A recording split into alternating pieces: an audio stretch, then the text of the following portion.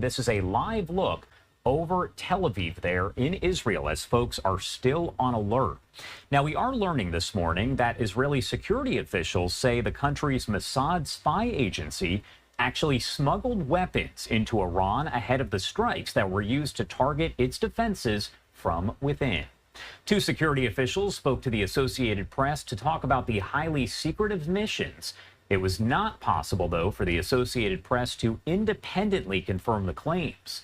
The officials said that a base for launching explosive devices was established inside of Iran, and the drones there were activated during the attack to target missile launchers at an Iranian base near Tehran. They said Israel had also smuggled precision weapons into central Iran and positioned them near surface-to-air missile systems. They said it also deployed strike systems on vehicles. Both were activated as the strikes began to target Iran's defenses. Again, that is according to officials that spoke to the Associated Press. We do have several live images that we are showing you right now. This is out of Tel Aviv over in Israel. As you can see, for the most part right now, the sirens there dying down. Things are remaining quiet, but we're keeping an eye on the situation after everything that has developed over the past several hours. Now, a lot to discuss, no question, so I do want to head over to Israel and bring in Jonathan Schanzer, Executive Director of the Foundation for Defense of Democracy. As always, Jonathan, thank you so much for taking the time to be here with us. My pleasure. Always good to be with you.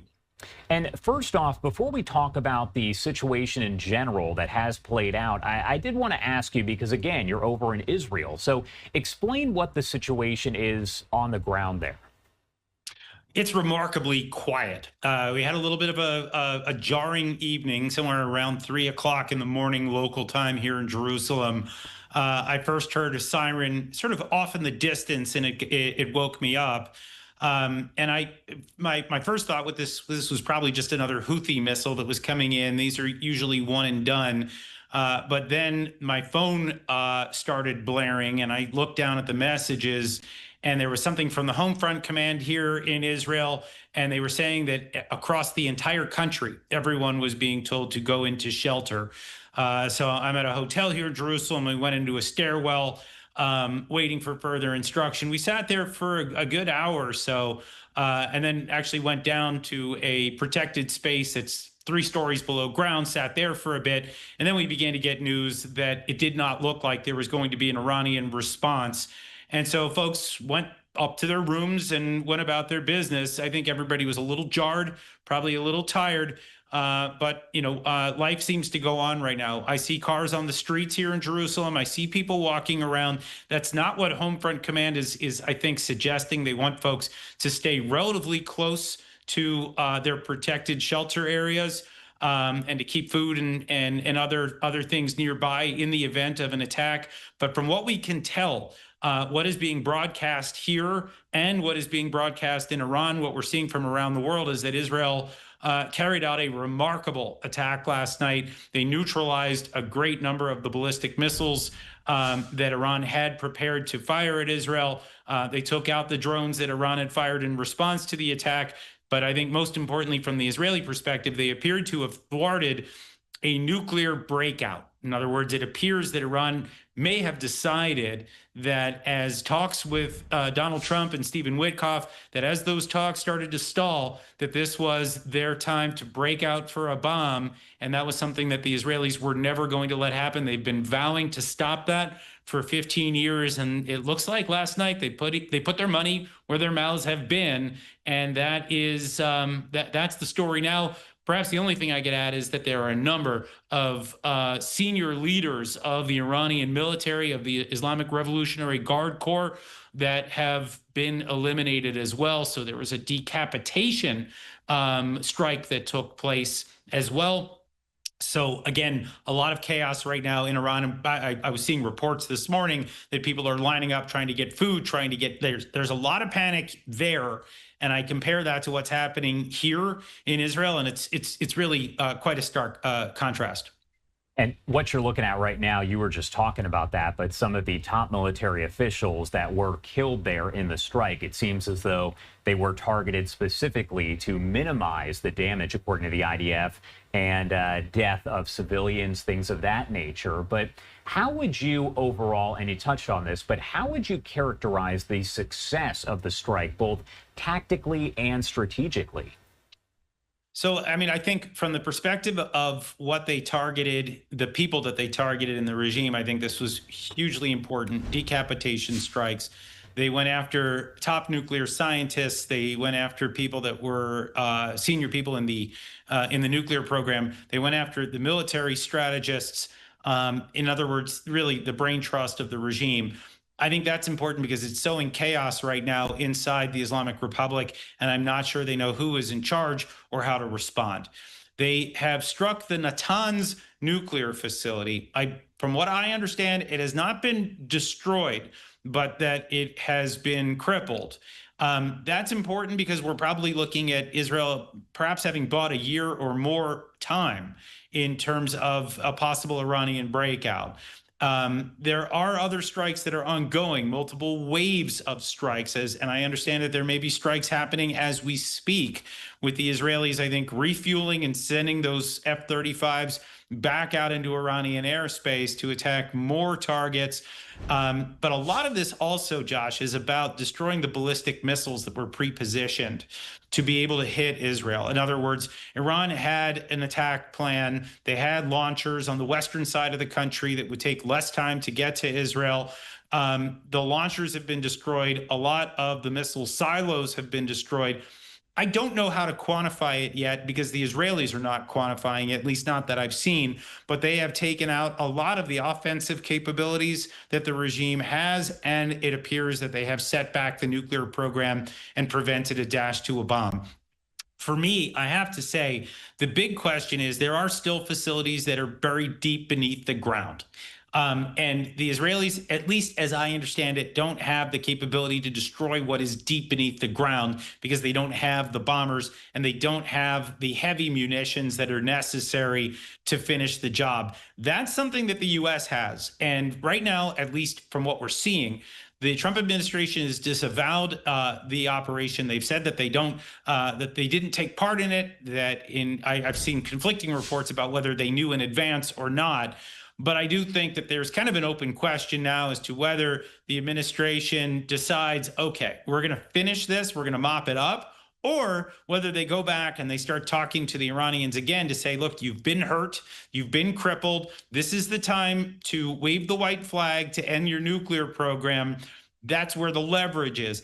I don't know which way they go right now. I'm sure there's a debate happening right now at the White House, at the Situation Room. I'm sure they're still talking about that at this moment. But in the meantime, the nuclear talks that were scheduled on Sunday in Oman between the U.S.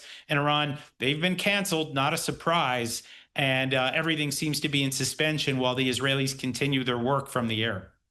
One thing that's interesting, you touched on this here, President Trump, his administration, the U.S. in general, there are kind of conflicting reports as to whether they did know in advance that this was going to happen. We also know at 11 a.m. Eastern time, that is when we expect President Trump to meet there with the National Security Council. Obviously, classified information going to be discussed.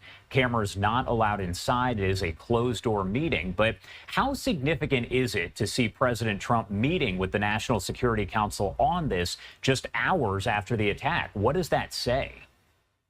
Well, I mean, it says that we're at a potential crisis, right? I mean, the Iranians, I think, fully believe that that the U.S. was complicit in some way. And let's be clear. I mean, the Israelis are using American munitions. They're using American platforms. And we all know that the Israelis coordinate very closely in terms of intelligence. I'm sure that whatever the Israelis saw in terms of a possible Iranian breakout, they shared it with the United States. The U.S. was probably able to confirm it. I heard rumblings here that they didn't get into specifics with me, and probably for good reason, but they said that something had happened recently that had caused significant concern in both systems, in both the U.S. and Israeli systems. So, I think we now know probably what that is. They were speaking very euphemistically. Now I think we probably have a better sense. But I do think there is an open question for the Trump administration about how much they want to get involved. We continue to hear from at least certain individuals inside the administration that they want to keep their powder dry for a possible confrontation with China, that Middle East conflicts seem like a diversion of resources or a distraction. I happen to think in this case, the removal of a nuclear threat from one of China and Russia's top allies, I actually see the strategic wisdom of getting involved on a limited basis for the U.S. if the administration is inclined to do it. But in the meantime, I think it's safe to say that the Israelis have done remarkable work here. The only other thing that I might add, Josh, about this is, as we understand it, the Israelis were able to assemble a forward base of operatives with drones, and that those drones were apparently involved in the targeting of some of these top officials and some of these nuclear sites and some of these military sites.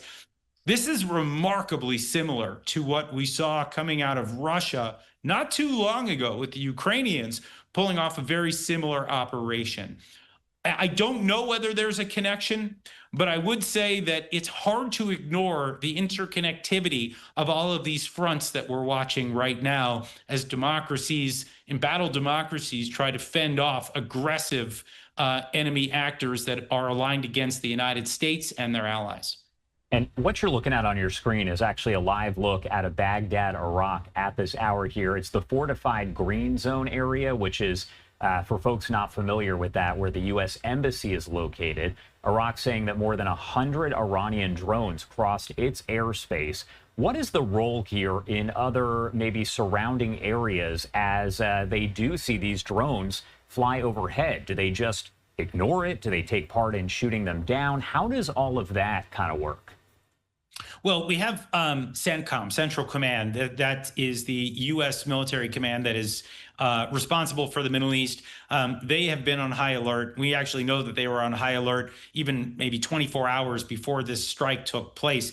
You may recall that there were orders that were handed down to all of the surrounding bases in the region, and all of the embassies where officials were told to stay near a shelter, to have food and water prepared, that there were potential activities or threats that were coming. We didn't know what they were, but apparently the U.S. had some inkling of it. CENTCOM was undoubtedly involved in spreading that alert around the region. I do think that we saw at least the Jordanians shooting down drones that entered into their airspace. It's actually, I mean, at the end of the day, it is the responsibility, it's the right of every country anywhere around the world to shoot down things that enter into their airspace that are not authorized. So we can say with certainty that the Jordanians have done this. Wouldn't be surprised if we saw the Saudis take out certain threats from the air. Maybe the Iraqis too, for that matter. These are all countries that are at least technically part of the U.S.-led alliance, some more committed to it than others. I think Iraq is kind of a holdout. The Saudis, the Emiratis, the Jordanians are close partners with the United States. But I think we have an entire region right now that is on alert. Interestingly, though, General Kurilla, the head of the general in charge of Central Command, just canceled his visit to Israel, probably for safety concerns. But we do get a sense that the coordination right now is intense and ongoing. All right. Jonathan Schanzer there at the Foundation for Defense of Democracies. As always, thank you so much for taking the time to join us. Anything else you want to add about any of this before I let you go? Yeah, maybe I'll just say this. This was so predictable. In fact, you could have predicted it 15 years ago. The Iranian regime has continued to test its limits with the international community, but also with Israel, and probably specifically with Israel, because they have called for Israel's destruction repeatedly. They have armed proxies all around Israel's borders. And they have waged an asymmetric war against Israel, and they've never paid a significant price. After October 7th, Hamas, of course, is an Iranian proxy. They drew blood. And then we began to see attacks from Hezbollah, from Shiite militias in Iraq and Syria, from the Houthis in Yemen. All of these actors are Iran backed, every one of them. And so the Israelis had no doubt in their mind that the Iranians were behind the war that has now been raging for 600 days. There were a few tussles between the Iranian regime and Israel, one back in April of last year, and then again in October, where the Iranians attacked Israel, and then the Israelis responded in kind. This was a long time in the making, and the Israelis have finally, at least for now, set back the Iranians and delivered, I think, the kind of message that maybe should have been delivered a long time ago, but I think they've been listening here in Israel to the international community, calling for calm, calling for caution. But I think right now, as the 60-day deadline for nuclear talks ended, today is literally day 61 after those 60 days that Donald Trump had said that the Iranians had, they had the 60 days. They failed to deliver a deal in those 60 days. And it does look like the Israelis said, okay, time's up.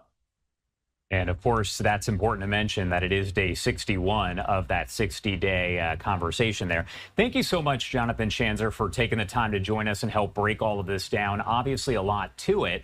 I do want to say, since you are there in Israel, please stay safe. But thank you again for taking the time to be here. Thanks for having me.